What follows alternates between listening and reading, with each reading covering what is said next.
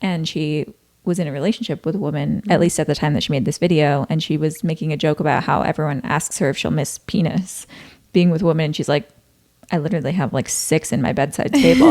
What do you mean? Aren't you gonna miss penis? Like, you're listening to the Pelvic Freak Show with your hosts Amanda Neary and Hannah Meyer. Happy Pride Month, Pelvic Freaks. Welcome back to another episode of the Pelvic Freak Show. Where you're freaks for us and we're freaks for all of your queer asses, okay? That was our first full intro ad-lib. I've never ad-libbed fine. I should have said queer pelvises. Queer pelvises. Should we do it again? I literally always said if I wrote a book, it would be called The Queer Pelvis. Oh, what a good month June can be if we really think about it. Before we talk about how much we love Pride, just remember Pride is a protest and you best be out there protesting if you also want to celebrate Pride, which the queers are pretty much always doing anyway. So prefacing Pride Month with it's a protest. It actually is a riot. Wait, I'm just realizing last Pride was my first Pride out. Oh yeah. Happy second Pride out. So, but it was like halfway through there, I think, that it came out. So it wasn't like my first full Pride yet. So this is your first full Pride? I think so. Last year was my first full Pride. Whoa. Because I came out the fall before. Yeah. That was actually wild. Remember when we got super gay and went to the bar? Yeah, I do. But it was quite literally the hottest day on Hades. We couldn't, hotter than Hades out there. Hades wouldn't even have liked it. It was so hot. We couldn't even go to the street fair because it was too hot out. It was too sweaty. Too sweaty. Which is fine, but you know. But hopefully we can do some fun Pride stuff this year. We should start booking it out. No, we need to. Yeah. I mean, it's time. It's also Hannah's birthday month, so everyone get excited. This month was made for me. It really was. Your gay ass. Smack dab in the middle. Okay, speaking of Pride, do you want to know what the current least gay thing about me is? What is it? I'm officially a fucking Bravo person, and I never thought this would happen to me. Bravo's like the most gay thing you could do. Do you think so? Yes. Because I feel like it's so heteronormative. I'm watching Summer House, for example. I haven't seen all of the Bravo shows, so I'm not speaking for all of them, but it's so straight. Yeah, but the queers love Bravo. Okay, I do agree. The queers love hetero reality TV. Mm-hmm. It is so fun to watch because I feel so removed from it. None of these people have decentered men. Not a single person on the show. And I say that and I love Sierra, but no. It's like when you go on a bachelorette trip with all straight people. Yeah. It's like watching a reality TV show, and that's why I love it. No, it's, yeah. But it's like straight is fine. They're hetero. They're heteronormative. Mm-hmm. Like even, I think it's like Lindsay in one of the seasons even talks about how she's like munched box before, and everyone's like, you have? And she's like, yeah, of course. But like she would never date a woman. Mm-hmm. It's like that kind of vibe, you know? Yeah. So there is an element where I'm like, should I be watching something more queer? But it is so freaking good. Yeah, no, I've heard a lot about Summer House, and I was actually talking about it with a patient today, how I need to start it because Vanderpump Rules was like my thing when I was in college, and I was obsessed, and it fueled me. And I haven't had that pretty much since the downfall of Vanderpump Rules. And now I know they have new things now, but I'm like not as into it. Yeah. But I need something to fuel me. And I feel like the Summer House drama that's going on right now is similar to like the Ariana Madix, Tom Sandoval drama that happened like 2 or 3 years ago. And I need something like that. You know what I will say? The Bravo people rally hard for their people, which like I love Sierra too. I rally behind her all day, every day. I love her. But like, I've never seen people react. Maybe I have, but it just feels like when it's a Bravo drama, the whole internet is talking about it. Mm-hmm. And I'm like, everyone is talking about Amanda and Sierra right now. No, Bravo people go hard. I love it. No, I love it. It's fun. Welcome to the Bravo-verse. I think I'm into it. I'm in it. Welcome to the Bravo-verse. I need to get into Summer House specifically. So good. But okay, cool. So you like Summer House. Anything else? That's all I got this Pride Month.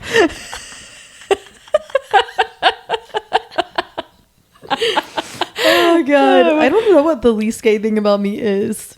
That I'm dating a man? Oh my god, a bisexual with a boyfriend. We've heard it before, guys. We've heard it. We're not above it. So I wanted to talk about how it's like reality show related because I went on a bachelorette trip and we did Survivor games. Mm-hmm. It was probably the most fun thing I've ever done in my life. That's freaking awesome. Like, actually so fun. What was the most fun thing you did? Oh, I'll tell you. Buckle up. The game started off like actually terrible because we had to chug like seltzers, and I'm a girl. I drink mom waters. Okay, not sponsored, but mom waters are my shit. Okay, because I can't do the carbonation. Is that vodka and water? Yeah, I am sick in my head. it's vodka water. Just but have it's a like martini. flavored. It's flavored, but it's like you're not gonna drink a dirty martini when you're at the pool. Yeah, that's true. Exactly. What about a lemon drop? It's too much sugar. Yeah, I just you're don't right. like that. You're right. You're I'm gonna sorry. get on the train with me just like you did with dirty martinis. I fear I might. Just wait. They're really good, dude. Fine. Drinking them by the beach. Anyways, I was actually complaining to everyone all week. I'm like, I need a mom water. I was being that girl. I was so annoying. Everyone else was drinking like high noons. I was like, I need a mom water. Whatever. And like self-righteous now.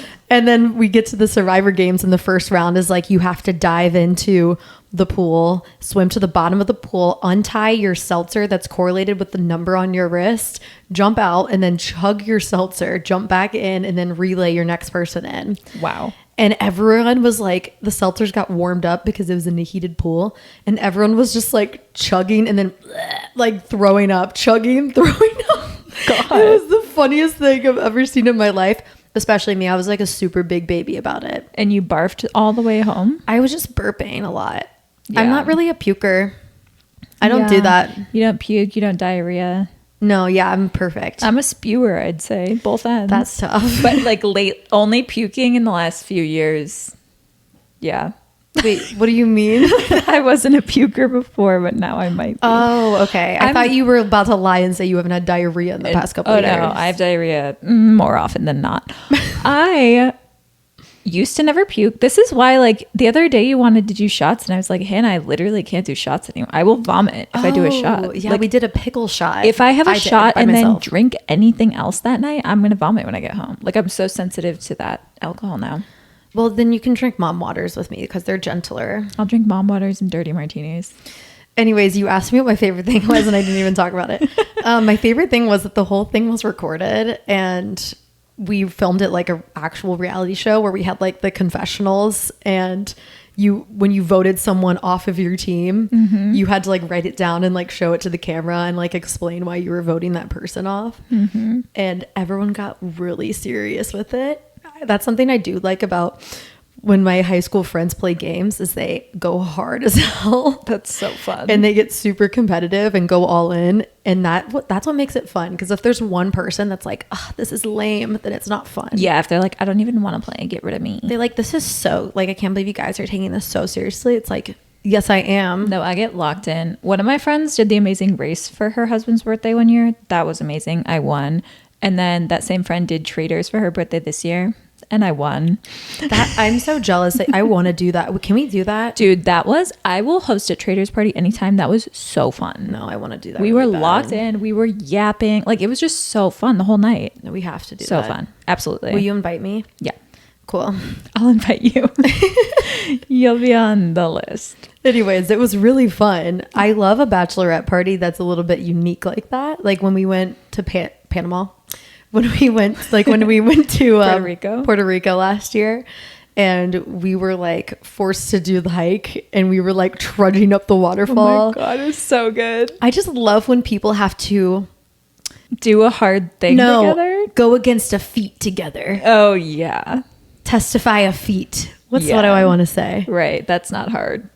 They want to do something when we combine forces to defeat a certain obstacle, and all women are doing it. Yeah.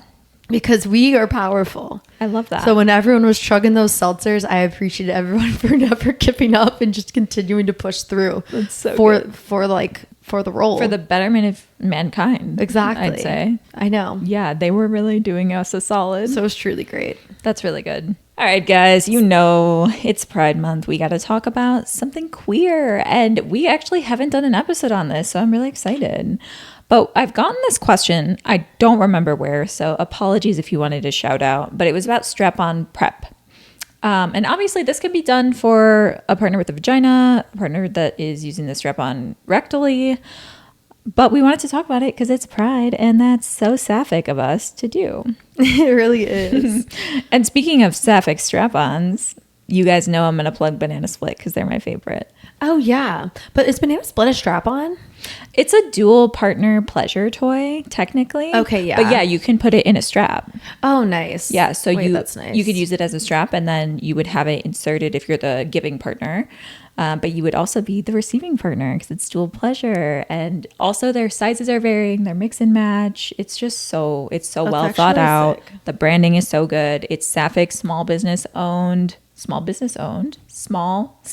owned business. Small sapphic owned business. And that's what we like to hear. No, I do love that. You know I love that. So, what are some considerations for our patients that are receiving a strap-on, and how does it differ from our patients that are receiving penile penetration? Because I do think there's a difference, right? Like, one might alter shape depending on arousal, depending on temperatures, there is a varying degree to a penis that you won't have with a strap-on. It's always going to be its shape, its temperature, really, unless you warm it up, which is one of my tips. But even though a human is wearing it, it might feel different to you than a human penetrating you. So if someone has an issue with it, like, what do we want to say to them to start? An issue with it, like it's Like, uncomfortable. It's painful. Yeah, I'm thinking like painful penetration. Can you guess what I'm gonna say first? Wait, I'm gonna send it to you through my brain. Yes. And then we say it on 3, 2, 1. Okay. Do you need to touch fingers first? Like, do we need to, or could you receive it through the air? Now I'm overthinking it. Can you think? Okay. Oh, fuck, I don't know which one you're gonna say now. I'm gonna go with my first gut. Ready? Okay. 3, 2, 1. Lubricant. Foreplay. Damn it! I was gonna change it to foreplay. Say lubricant. Okay.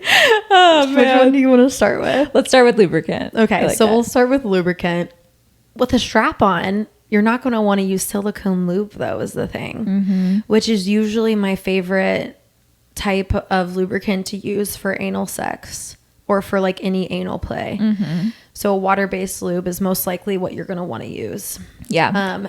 And a lot of it, if you don't, we've said this before, but imagine Schmidt from, I almost said Schitt's Creek, New Girl, when he is in college, when he's Big Schmidt in college, using the tub of lube and he's getting it all over his body. That's what I want you to look like. Literally, because why? Because water-based lubricant is going to dry out faster. So you already don't have natural juices from the strap-on, and you also are going to lose moisture a little bit faster. Not moisture. You're going to lose slippage from the lubricant a little bit faster because that water-based lubricant is going to absorb into your tissues if you're the receiving partner. So you want to use even more than you think you need. And I always like to put some on myself and the toy that I'm using so that you have it on both sides. And it just gives you that little extra like padding of lubricant. And then it's a way to use more of it too. Oh, yeah. Nice. I like that. Yeah, that was actually a good one to say first because I think that's also a reason why people experience pain with strap-ons where they wouldn't with a penis. Do you have a specific recommendation that you like for water-based? Water-based, I do love slippery stuff. I know. I think it's pretty good.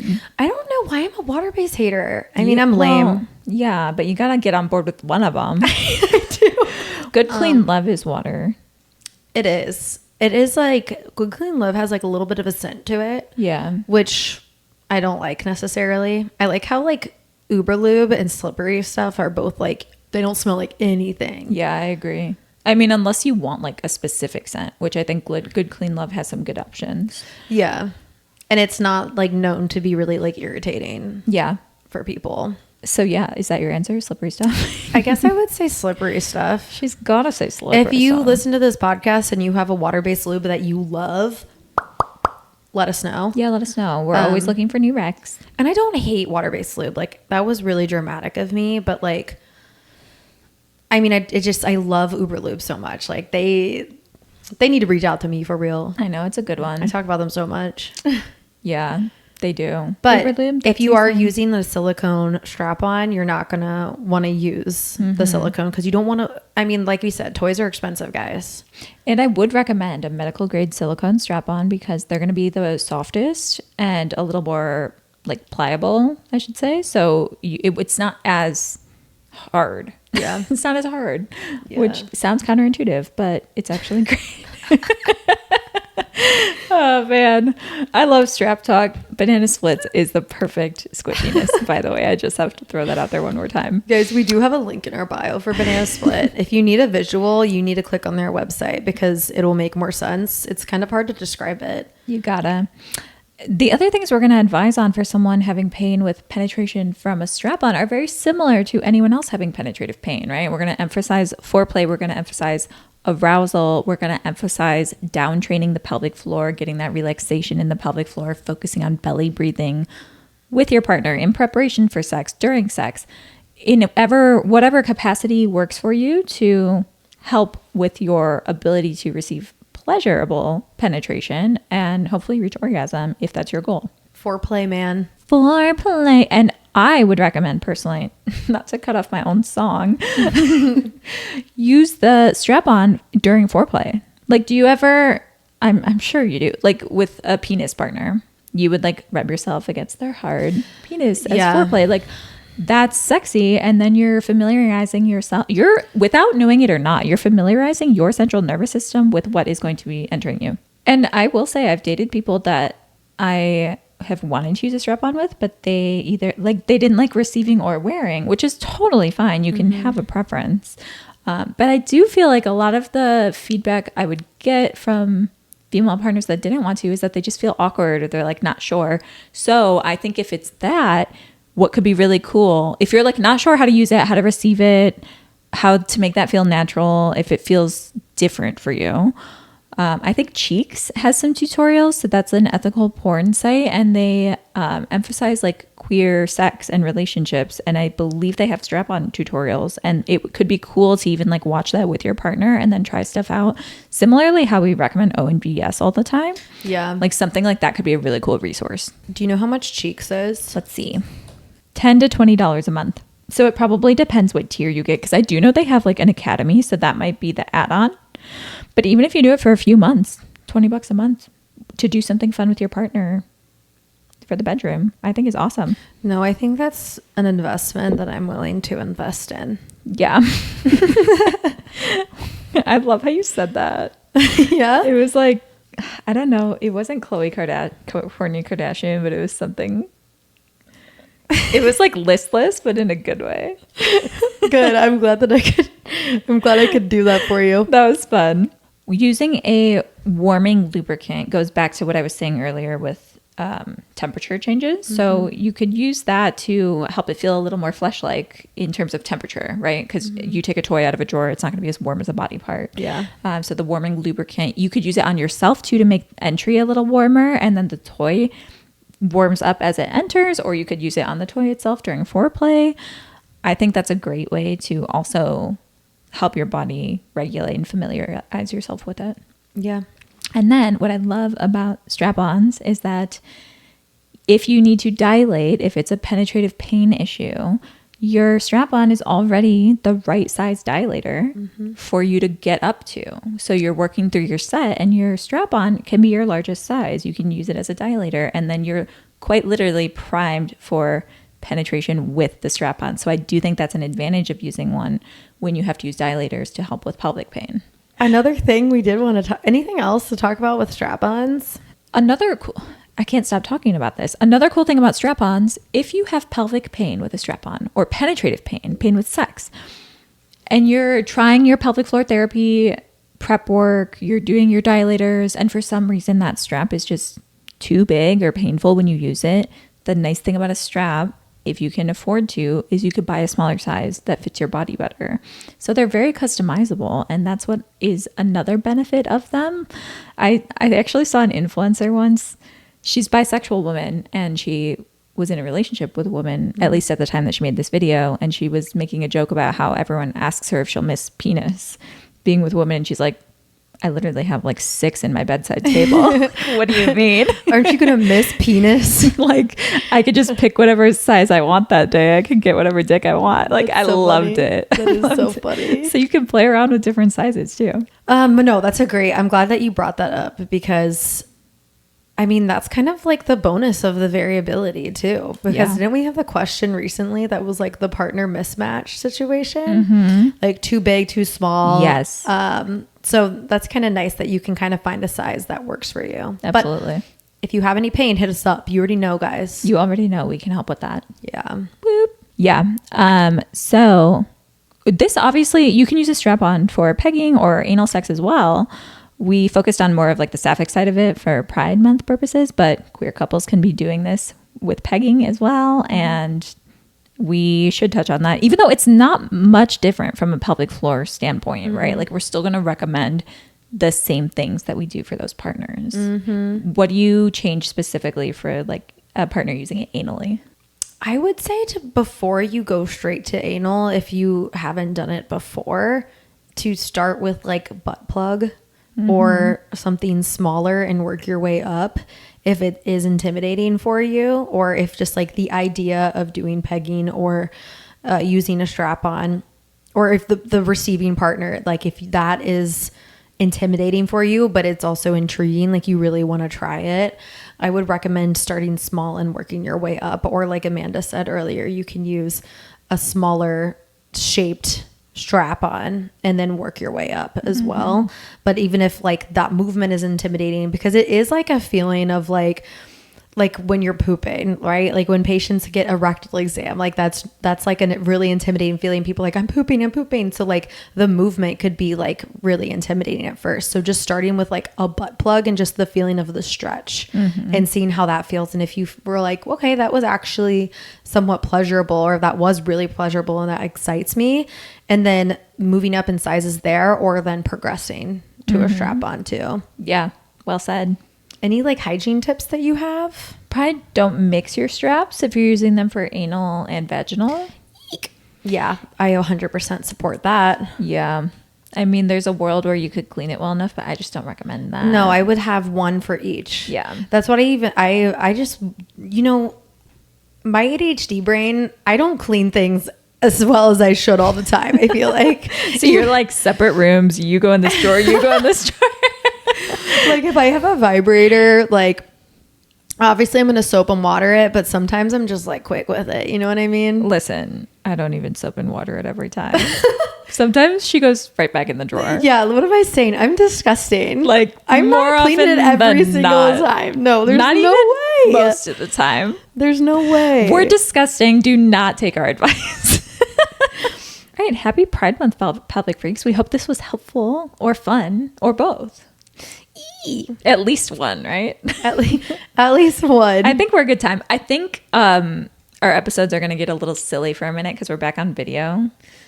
And we've only been back on video for like a month. So yeah, but you got to give us a moment. Don't worry about this friggin' wall behind us because it's going away. Don't worry. This is the last episode with the wall like this. This is the last episode with the wall like this. Our 100th episode will be our first full backdrop. It's going to be our 100th episode. 100th episode next week, guys. Are you excited? We're excited. We have something special planned for you. Yeah, so please tune in. Please. And we totally know what it is already. We for sure know what our special plan is for our 100th episode. I'm so happy Hannah said that. Yeah, we really have it all planned out. That's great. If you want to help us, please leave us 5 stars, share us with a friend, do leave us a comment. Any engagement helps us reach more pelvic freaks so we can help them. All right, that's it for today, pelvic freaks. All right, we love y'all. Happy Pride. Bye, pelvic freaks. Bye, pelvic freaks.